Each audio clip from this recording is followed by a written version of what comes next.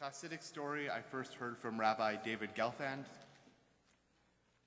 The travelers were on the way from their town to visit the great Rabbi.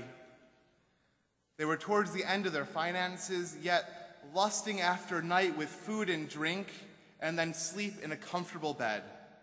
They started to chat as they walked down the dusty road. As the conversation between them thickened, someone said, "You know, rabbis and their entourages are always treated well when they come through. Why doesn't one of us pretend to be a rabbi, and then we will find rest and solace for the night?" As they marched onwards and neared the town, one of the friends, under protest, was presented forth as a spiritual sage on pilgrimage to the Rabbi. The gates of the town opened for them, as did the doors to the inn, full of food and drink, full of music and joyful singing. As the group was tiring, the innkeeper approached, his hat in his hands. "Rabbi," he pleaded, "it is such a blessing that you've come upon us at this time. My son has been sick. He is lying on what we fear is his deathbed. Please, I beseech you, please take a moment of your time and pray for his well-being." The impostor paled. His hands grew moist and he felt numb. Taking his silence for assent, the innkeeper took the impostor's slick hands and led him to the side of the bed. Sweat pouring down his forehead, the impostor closed his eyes, tears streaming down his cheeks, and prayed that the moment would pass. When he realized how silent the room was, his friends staring at him, the innkeeper full of hope and dread, the boy pale-faced and sickly lying there, he lifted one heavy foot after another until somehow he found himself outside of that room. That night, the impostor prayed, "Dear God, please, you know that I am nothing but an impostor. I have no merit. I lay here in an innkeeper's bed who is trying to do the best that he can for his child. He thinks I am worthy enough to bring down your favor on his son, yet I have no merit. Please, please, don't punish this innkeeper because of me, because of my inability to stand up to the pressure of my fellows, my claim at a title which is one more righteous than I am worthy of. Please, please, don't punish this boy because of me. Please." The next morning, with fanfare, the town saw the band of friends off to finish their march on their way towards the great Rabbi for Shabbat. As soon as they lost sight of the town, the impostor removed his hat, and the friends marched silently on. During their visit to the Rabbi, the whole time his eyes seemed to know. And when Shabbat was over, the band of friends walked back from town to town, sleeping in nearby forests or even on the streets of villages. On their return, when they entered yet another village, they thought nothing of it, until, peeking under his hat, one of the village people recognized them as the band traveling with the rabbi. Quickly, the villagers took the group by their hands and led them towards the inn. The impostor started to protest, but under the weight of the crowd, he braced himself for the inevitable. He thought back to his prayer, "God, I am an impostor. I have no merit, but please don't punish this boy because of me." We are all imposters, stand-ins for other people's ideas of what rabbis do, what doctors can do, what lawyers do. We imitate what we think a musician or student or social worker should be doing, what our mentors did. We have ideas that we strive toward of what good Canadians are supposed to stand for and what good Jews will never let happen again. We are all, in some way, imposters. We know that true Jews, living true Jewish values, advocate for civil rights, are proud to be working for education, equal housing opportunities. We know that true Canadians uphold an ideal of a just society, an equitable society where all are treated equally by our courts and by our police.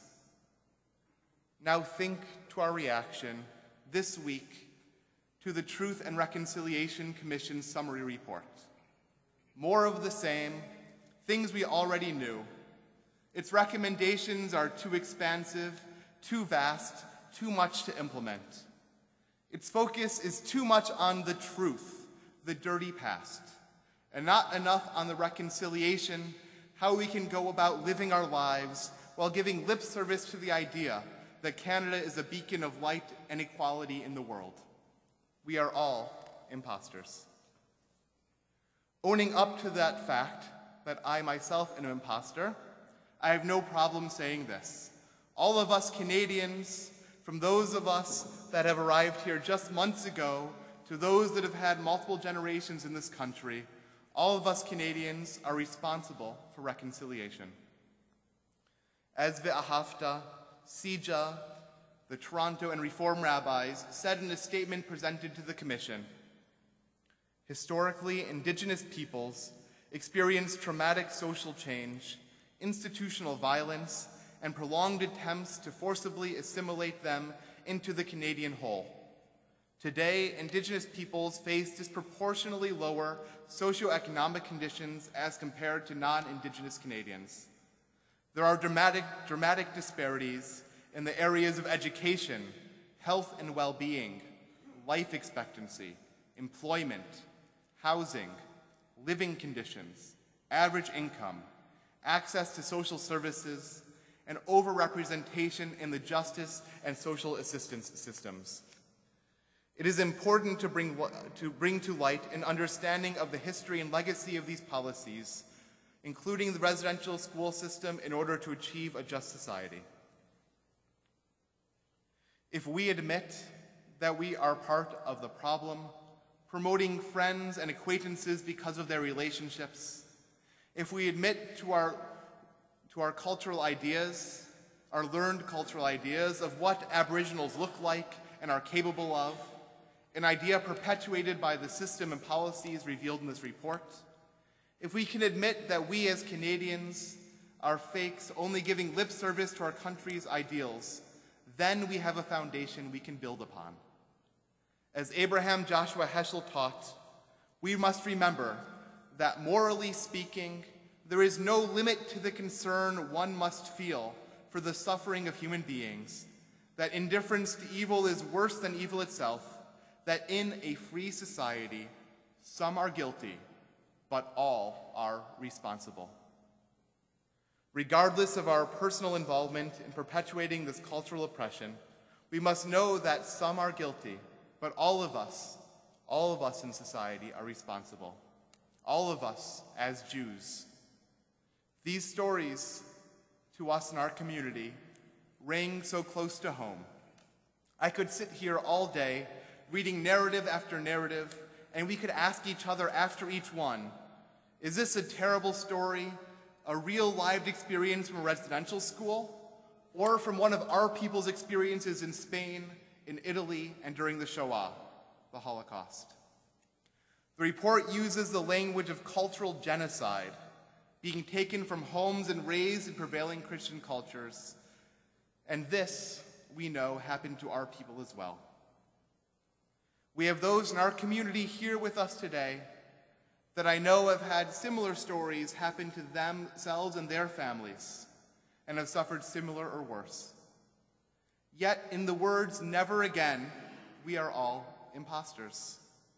We often know this in our hearts when listening to news stories abroad of racial or religious-based mass killings, of the migrants being turned away in Southeast Asia, of the political migrants whose boats never make it to Europe, and those who are sent home from Israel. What this report reminds us, though, is that we let these words "never again" also bother us here as Jews in Canada. Canada's first Prime Minister told the House of Commons in 1883, "When the school is on the reserve, the child lives with its parents, who are savages. He is surrounded by savages, and though he may learn to read and write, his habits and training and mode of thought are Indian. He is simply a savage who can read and write. It has been strongly pressed on myself as head of the department that Indian children should be withdrawn as much as possible from the parental influence, and the only way to do that would be to put them in central training industrial schools where they will acquire the habits and modes of thought of white men." The Truth and Reconciliation Report documents similarly blunt admissions by administration officials of the purpose of the schools nearly until the time of the last school's closing in the mid-1990s, years and years after we said never again. These stories hurt because elements of this narrative strike too close to home for the survivors amongst our people. We have much to teach and support from our own community's experience with pain and tragedy, with abuse of all sorts, and the legacy it leaves in the next generations. While we may feel like we are imposters in many areas of life, I pray that we will never truly feel as fakes when we talk about ourselves as Jews. The Truth and Reconciliation Commission is talking about a cultural genocide. We are here today, united in celebration, worship, and study because of our tradition, because of our culture. Because these are the words our people have chanted for generations. This is the food our people eats. These are the words our people have said from Shabbat to Shabbat to Shabbat. We are, all of us, Jews. Let us own that. Though we may find ourselves lacking, though we know we all have work to do, I hope that we will all know in our hearts that we are not imposters. And our children should never feel like imposters in their Jewish skins, or else who will speak up in support of the Aboriginals, the Muslims, the Catholics? Who will speak up for the refugees of every flavor who seek admission to the safety of Canada's shores? Who will speak up for these and more that need the prophetic voice which unites us and has united us throughout the generations? This means we must sometimes fight our own children to keep them in Jewish education in the most formative years of their lives, when they're forming their adult Jewish identities from grade 8 through the beginning of university. This means that others of us must fight ourselves in our own schedules to continue our learning, our adult education, and our gathering time with family around the Seder table. If the Truth and Reconciliation Commission teaches us anything, it is that we must strive to be the best Jews that we can be, connected to our people and our heritage, members of our own tribe, so that our Judaism and its teachings of life and equality can bring healing and life to others. The impostor was carried by the crowd towards the inn, his friends surrounding him, glancing at him nervously, his heart in his throat, and he repeated his prayer. "Dear God, please, you know that I am an impostor. I have no merit. The innkeeper thinks I am worthy to bring down your favor on his son, but I have no merit. Please, please, don't punish this innkeeper because of me, because of my inability to stand up to the pressure of my fellows. My claim to the title, which is for one more righteous than I. Please, please, don't punish because of my failings, please." He looked out and saw the innkeeper. The innkeeper himself was not looking back, but rather was looking to the side, his eyes showing vigilance. Following his gaze, the impostor saw. His prayer was answered. Blissfully unaware of the impostor before him, or even that the impostor had prayed above his bed, stood a healthy-looking boy and his friends at play. On our behalf, I now offer up this prayer.